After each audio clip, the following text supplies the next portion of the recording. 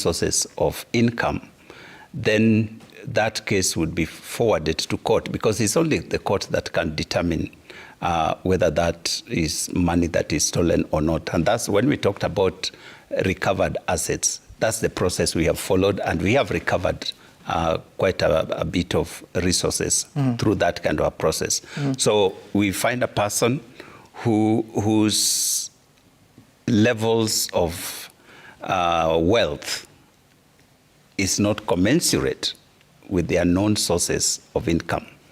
We would then do that investigation. We would invite them to declare what they have, where they got it from, and anything that they are not able to explain, then we would assume that they must have taken it through corrupt means. So we would then take that case to court. And by the way, in that one, we don't have to pass through the ODPP. Okay. That one we take Has straight. any of such processes taken place, especially for public officers and state officers? Oh, yes.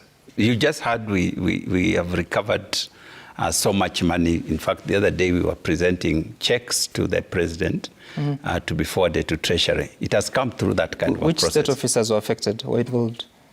We don't have to mention them by name, but we have governors, we have people in the county governments, in the state corporations, and so on. So we profile them, and we get.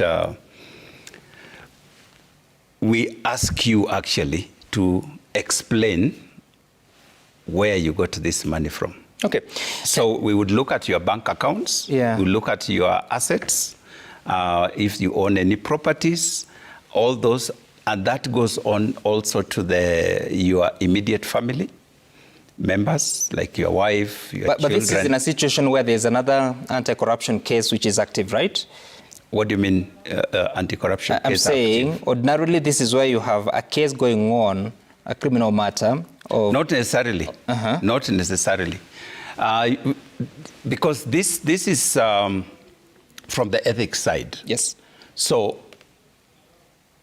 somebody could have reported, for example, that so-and-so has embezzled funds and so on. So we would investigate, and if there is no criminal angle that we are pursuing, we could actually pursue this on its own as a separate, as a separate case. And so we would pursue that, and you are supposed to declare all your assets and explain where you got it from, because some people also get involved in business. So if you are doing business and it can be shown that actually you are doing legitimate business on the side, which has given you these resources, there's nothing we can do about it. All right, speaking of that,